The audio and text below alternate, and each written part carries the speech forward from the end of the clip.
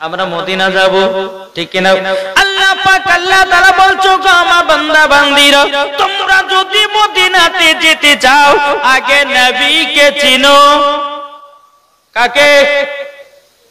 জোরে বলেন না, নবীকে চিনো। আল্লাহ পাক আল্লাহ তাআলা বলছো গো আমার বান্দা বান্দীরা, নামাজের আগে নবীকে চিনো, রোজার আগে নবীকে চিনো, হজের আগে নবীকে চিনো, যাকাতের আগে নবীকে চিনো, আমলের আগে নবীকে চিনো, কোরআনের আগে নবীকে চিনো, বুখারীর আগে নবীকে চিনো, তিরমিজির আগে নবীকে চিনো। আল্লাহ পাক আল্লাহ তাআলা বলতেছে যারা নবী চিনে গেছে মরার পরে তারাই জান্নাতি হয়ে গেছে। বাবাজি মুসলমান ভাইরাও, এ সোনা মানিকেরাও, আমার আল্লাহ পাক আল্লাহ তাআলা বলছো গো আমার বান্দা বান্দীরা, তোমরা যদি জান্নাতে যদি আরাম পেতে চাও, তোমরা যদি জান্নাতে মজা পেতে চাও, একবার নবীকে মহব্বত করে নাও। আল্লাহ পাক আল্লাহ তাআলা বলতেছে যার দিলেতে নবী মুস্তাফার এক বিন্দু মহব্বত থাকবে বাবাজি তারাই জান্নাতি জান্নাতি। এটা জড়ো হবে না?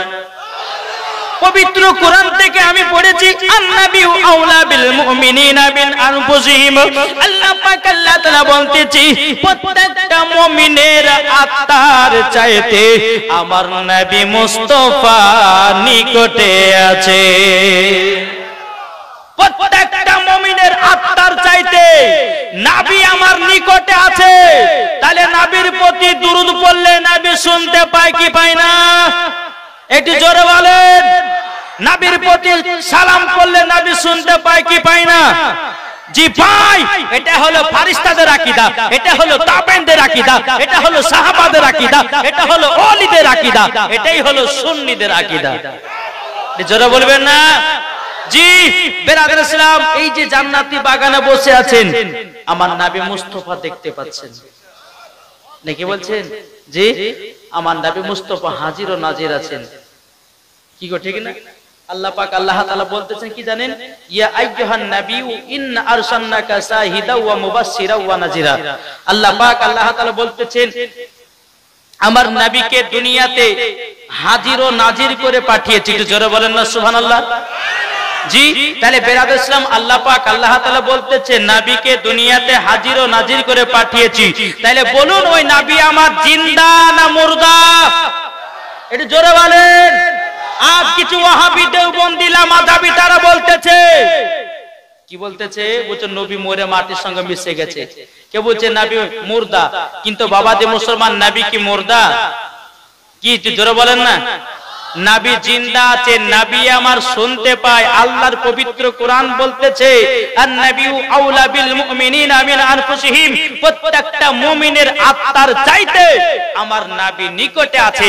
তাহলে এখানে বোঝা গেল নবীর প্রতি দুরূদ পড়লে নবী আমার শুনতে পায়, নবীর প্রতি সালাম পড়লে নবী আমার শুনতে পায়, নবীর প্রতি আপনার কিনা নবীর সুন্নাতকে মেনে চললে নবী আমার দেখতে পায়, নবী আপনার কিনা নামে মিলাদ ফাতিহা করলে পরে নবী আমার দেখতে পাই। এটাই হচ্ছে সুন্নিদের আকীদা। জোরে বলে সুবহানাল্লাহ।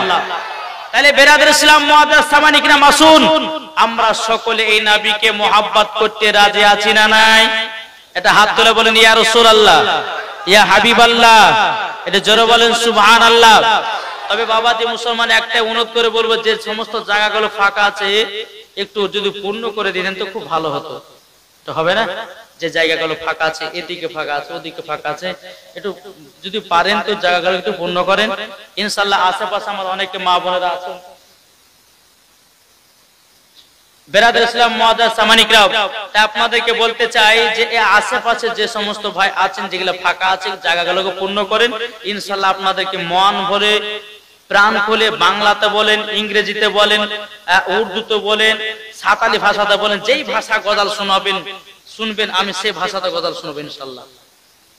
জি শুধু আপনাদেরকে মন দিয়ে শুনতে হবে। বেরাদার ইসলাম মুআদ্দাস সামানি কিরাম আসুন। তাই আমরা সুন্নিরা কি বলি দেখেন, তুমি মানলে মানো। কারা বলে? কারা বলছে? সুন্নিরা বলতেছে তুমি মানলে মানো, না মানলে মন মানো না। তুমি মানলে মানো, না মানলে মন মানো না। আশিকেরি আসল জান্নাত সোনার মদিনা জরলেন আশিকেরি আসল জান্নাত সোনার মদিনা তুমি মানলে মানো না মানলে মন মানো না আশিকেরি আসল জান্নাত সোনার মদিনা আশিক হৃদয় যত ইশকেরি জ্বালা জরলেন আশিক হৃদয় যত ইশকেরি জ্বালা দূর করিতে পারে ওই মদিনাওয়ালা জরলেন আশিক হৃদয় যত ইশকেরি জ্বালা দূর করিতে পারে ওই মদিনাওয়ালা তাই মদিনা মদিনা করে তাই মদিনা মদিনা করে হয়ে যাও পানা আশিকেরি আসল জান্নাত কোথায় সোনার মদিনা আশিকেরি আসল জান্নাত সোনার মদিনা তুমি মানলে মানো না মানলে মন মানো না আশিকেরি আসল জান্নাত সোনার মদিনা যাদের দিলে আছে নবীর ভালোবাসা ওই তো যাবে দেখো সোনার মদিনা দেখলে পরে চিনা যায়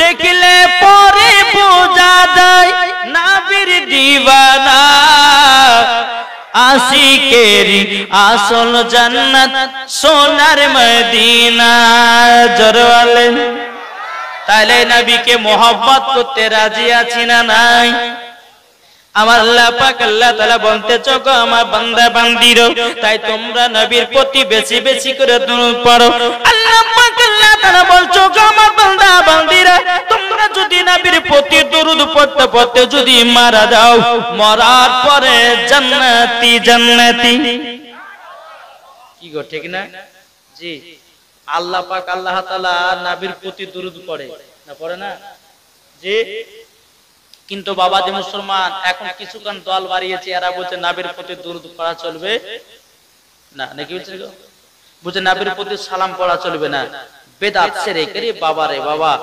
দুনিয়াতে এমন পরিস্থিতি হয়ে গেছে বেরাদ ইসলাম মনে হচ্ছে এরাই মনে হচ্ছে দুনিয়াতে পড়নে वाला আর সুন্নিরা মনে হচ্ছে পড়নে वाला নাই নাকি বলছে হ্যাঁ কিন্তু বেরাদার ইসলাম মুআদ্দাস সামানি কিরাম এখানে বলেন না কেন যেখানে আপনারা যায় এই কিছুদিন আগে আপনার ওই আমাদের উত্তর দিনাজপুরে জলসাতে গেছিলাম তো একটা মানুষ মানে আমাদেরকে মানে সুন্নিদেরকে যারা আগে নিয়ে করে সে ব্যক্তি এসে বাবাজি বলতে যে কেমন দরুদ পড়া চলবে না আমি কিতাব থেকে দলিল দেখাও তো ওই মৌলভীকে বলতে দেখাও তো যতগুলি কিতাব লিখছে সব আশরাফ আলী থানভীর কিতাব কার কিতাব আশরাফ আলী থানভীর কিতাব একটাও সুন্নিদের কাছে গ্রহণযোগ্য কিতাব নয় আর সেই কিতাব থেকে নাকি দলিল দেখাবে যে কেমন পড়া যাবে না দরুদ পড়া যাবে না হ্যাঁ তো বাবাজি কমিটির এমন রাগলো স্টেজ থেকে নেমে চাপা চাঁদা তুলে মায়ের দাও হসপিটালে ভর্তি করেছে এরাই হচ্ছে নবীর আশিক আরে নবীর জন্য জীবন দাও নবীর জন্য প্রাণ দাও আর যেই দলটাই জান্নাতি যারা হলে সুন্নাতুল জামাতে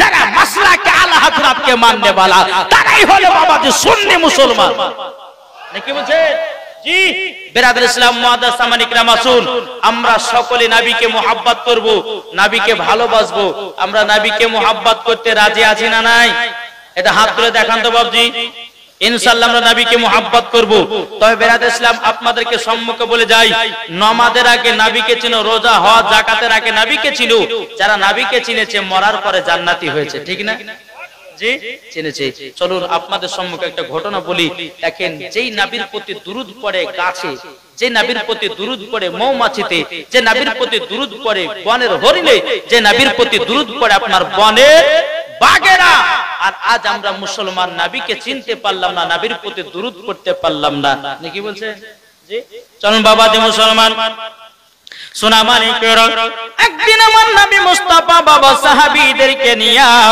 বাবা সফরে চলে যায়।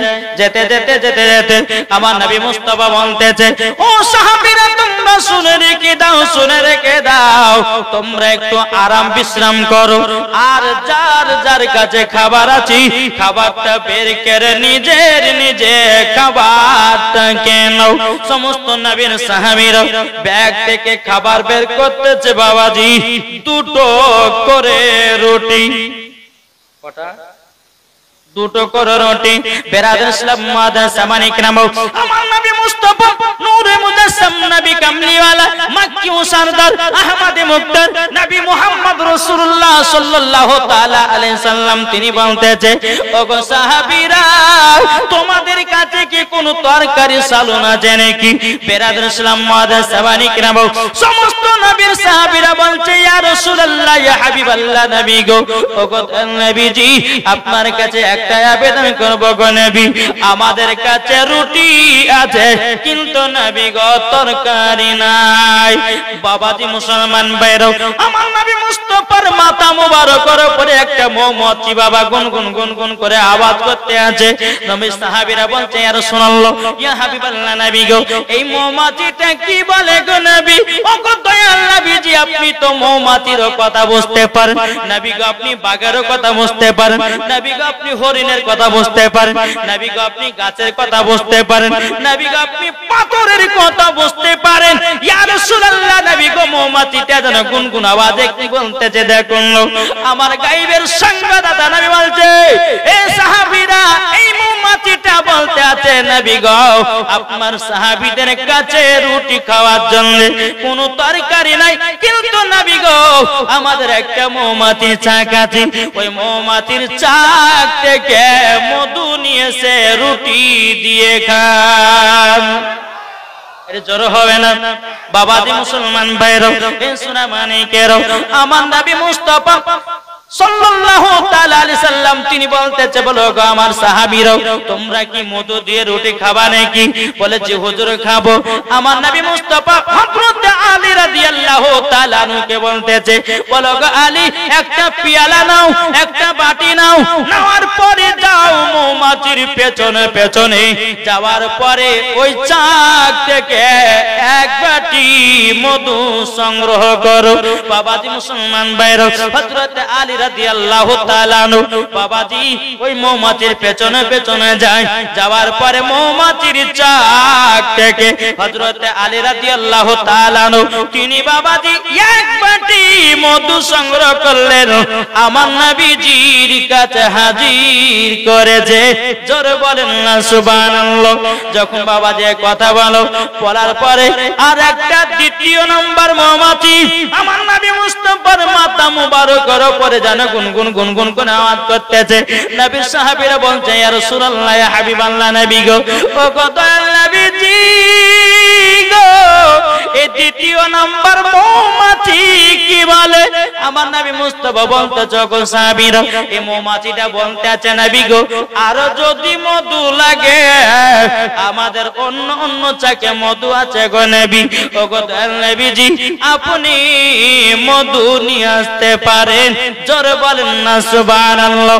এই বাবাজি মুসলমান ভাইরা, এই সোনা মানিকেরা, হযরত আলী রাদিয়াল্লাহু তাআলা যখন মধু নিয়েছে বাবা হাজির করেছেন, আমার নবী বলতেছে, সাহাবীরা তোমরা মধু দিয়ে রুটি খেতে লাগো। যখন বাবা রুটি খেতে লাগবে, এত মধু মিষ্টি, এত মধু মিষ্টি, নবীর সাহাবীরা বলতেছে, ইয়া রাসূলুল্লাহ ইয়া হাবিবাল্লাহ নবী গো, আপনার কাছে একটা আবেদন করব গো নবী, মৌমাছিরা মধু বানায় কি করে? জোরে বলেন। সাহাবীরা বলছে, হুজুর এই যে মধুতে এত মিষ্টি তো মৌমাছিরা মধু বানায় কি করে? আমার গায়েবের সংবাদদাতা নবী বলতেছে, হে আমার সাহাবীরা তবে শুনো গো শুনো, মৌমাছিরা মধু বানায় কি করে জানতে চাও? বলে যে হুজুর জানতে চাই। বলে শুনো, মৌমাছিরা প্রত্যেকটা ফুল থেকে রস সংগ্রহ করে নিয়ে আসে।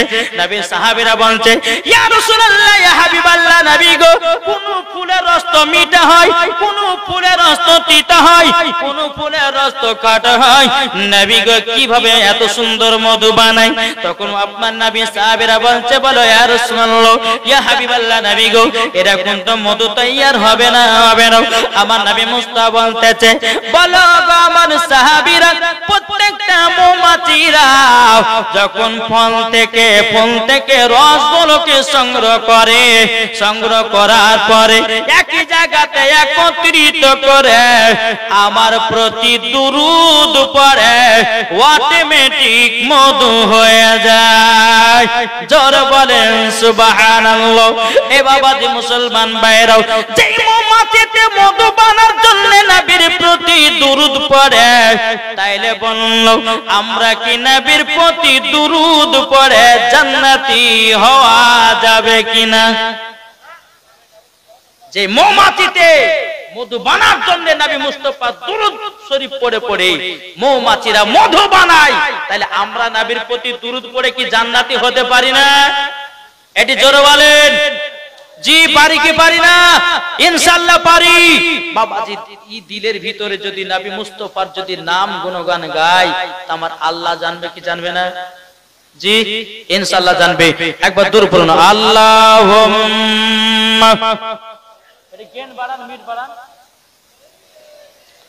মাওলানা মুহাম্মদ আলা আলে মাওলানা মুহাম্মদ। আমার চাই না বেহেশত, আমি চাই না জাহান্নাম, আমি চাই না বেহেশত, আমি চাই না জাহান্নাম। আমারি কপালে লিখে দিও দয়াল নবীর নাম। জোর হবে না? আমারি কপালে লিখে দিও দয়াল নবীর নাম। যারা নবীর আশিকি প্রেমিক হবে, যাবে তারা চলে শুধু মদিনাতে। দেখিলে পরে চিনা যায় নবীর দিওয়ানা, দেখিলে পরে বুঝা যায় নবীর দিওয়ানা।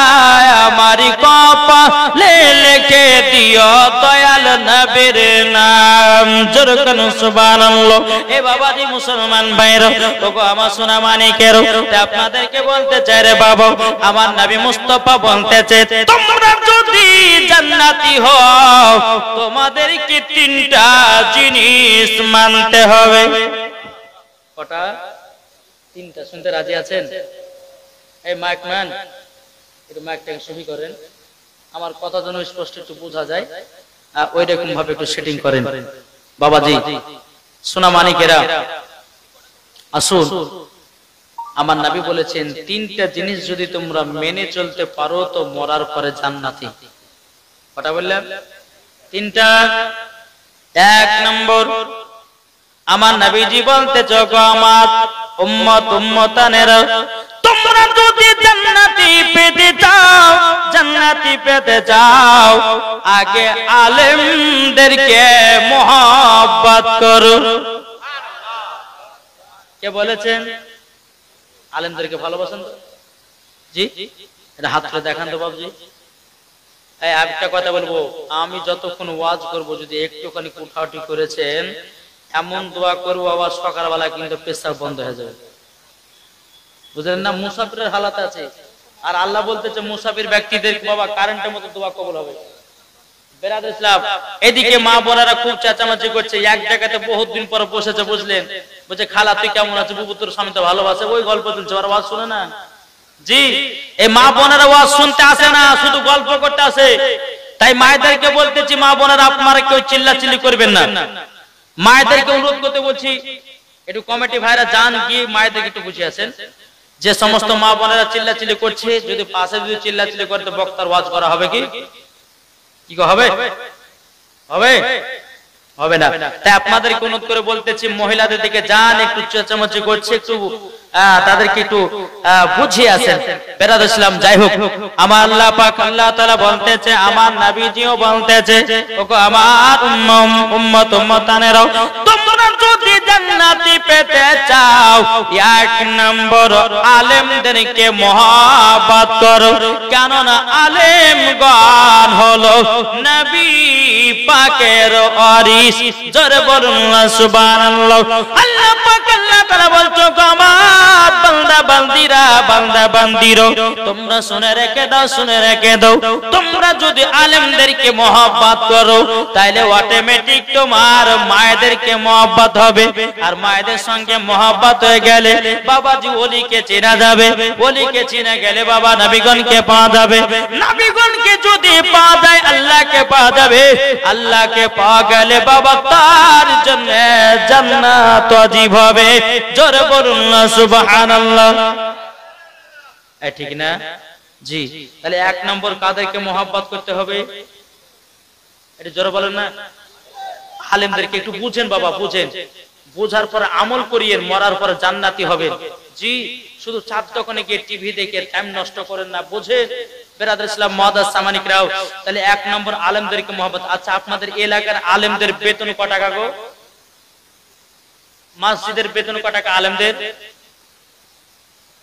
জানা আছে? 4000 5000 নাকি না কত? এটা হ্যাঁ হ্যাঁ বলেন না। আমাদের মুর্শিদাবাদের আলেমদের ইমামদের বেতন বাবা 5000 টাকা, এদিকে ওটা 20000 হবে না কত? জি 5000।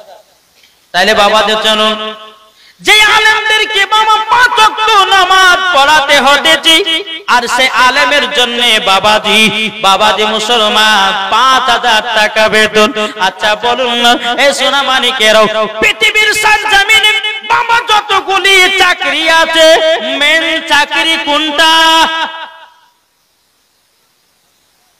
নামাজ না? নামাজ কি নামাজ না? 5 ওয়াক্ত নামাজ, নামাজ, নামাজ। বাবাজি যে আলেম 5 ওয়াক্ত নামাজ দায়িত্বভাবে টাইম বাই টাইম নামাজ পড়ালো, আর সেই আলেমের বেতন কেন 5000 হবে? একটা বাবাজি ইঞ্জিনিয়ারের বেতন আপনার হতে পারে 80000 টাকা, একটা মাস্টারের চাকরির বেতন হতে পারে বাবা 50000 টাকা, একটা ট্রেনের ড্রাইভারের আপনার বেতন হতে পারে 1 লাখ টাকা।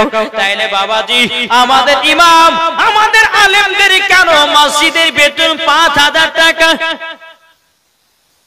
কি গো ঠিক না? আল্লাহ পাক আল্লাহ তাআলা বলছে ওয়া কুল জাল হক ওয়া জাহাকাল বাতিল ইন্নাল বাতিলা কানা জাহুকা। সত্য এসেছে, মিথ্যা কি গো? সত্য এসেছে, মিথ্যা ধ্বংস হয়ে গেছে। তাহলে বাবাজি যারা মিথ্যা পথে আছে, আপনাদেরকে একটা কথা বলি, যারা মিথ্যা পথে আছে, আচ্ছা বলুন এই মিথ্যা পথে থেকে কি জান্নাতি হওয়া যাবে? সত্য কথা মানতে হবে, সত্য পথে চলুন। আল্লাহ বলছেন সত্য বলাদেরকে আমি পছন্দ করি। দুনিয়ার মানুষ হয়তো আপনার প্রতি রাগান্বিত হতে পারে, সত্য পথে চললে আমার আল্লাহ খুশি হবে। জোরে বলেন। জি। তো বেরাদার ইসলাম মুআদ্দাস সামানিকরাও, আপনাদেরকে বলতে চাই রে বাবা, যে মসজিদের ইমাম নাইলে পরে আপনার বিটির বিয়ে পড়া হবে না, যে মসজিদের ইমাম নাইলে পরে আপনার বাড়ির কাজ হবে না, যে মসজিদের ইমাম নাইলে পরে আপনার আব্বার জানাজার নামাজ পড়া হবে না, যে মসজিদের ইমাম নাইলে পরে আপনার মায়ের জানাজার নামাজ পড়া হবে না, যে মসজিদের ইমাম নাইলে পরে আপনার বাড়ির বাবা কোনো কাজ করা হবে না, যে আলেম নাইলে পরে আপনার বাড়ির বিটি কোরআন শিখতে পারবে না, যে আলেম নাইলে পরে আপনার বেটা বিটিরা নামাজ শিখতে পারবে না। তাইলে বলুন না এই আলেমদের বেতন এত কম কেন? আল্লাহ পাক আল্লাহ তাআলা বলছো আমার বান্দা বান্দিরা, তোমরা যদি আলেমদেরকে মহব্বত করো, কাল কিয়ামতের ময়দানে ওই আলেমের সাথে তোমার হাসর হবে। জোরে বলেন না সুবহানাল্লাহ। যদি কোনো ভাই মক্করের সঙ্গে যদি আপনার কিনা বন্ধুত্ব রাখে, তার সঙ্গে তার হাসর হবে। একজন বাবা মক্কর জিয়াকরের সঙ্গে যদি সম্পর্ক রাখে, ওই জিয়াকরের সঙ্গে তার হাসর হবে। একজন বেধর্মীর সঙ্গে যদি সম্পর্ক রাখে, কাল কিয়ামতের ময়দানে তার সঙ্গে আপনারা জড়াবে। তাই বাবাজি মুসলমান, দুনিয়াতে থাকতে আলেমদের সঙ্গে সম্পর্ক রাখো, নমাজি বালাদের সঙ্গে সম্পর্ক রাখো। আমার আল্লাহ পাক আল্লাহ তাআলা বলতেছে মরার পরে জান্নাতি জান্নাতি, জোর বলেন না সুবহানাল্লাহ। তাইলে বাবাজি মুসলমান ভাইরা, আপনাদেরকে বলতে চাই, তাহলে জান্নাতি পেতে গেলে পরে এক নাম্বার কি করতে হবে? কি করতে হবে? আলেমদেরকে মহব্বত করতে হবে।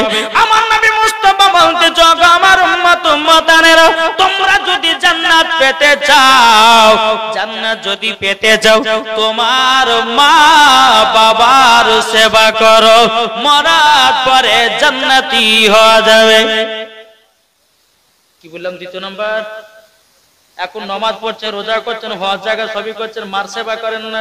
যতই বড় বড় মুফতি হোক না কেন, যতই বড় আলেম হোক না কেন, যতই বড় বক্তা হোক না কেন, ওই বক্তা যদি মাকে না দেখে, ওই আলেম ইমাম যদি মাকে না দেখে, যতই বাবা পণ্ডিত হোক না কেন, আমার আল্লাহ বলতেছে জান্নাত পাবে না, পাবে না, পাবে না।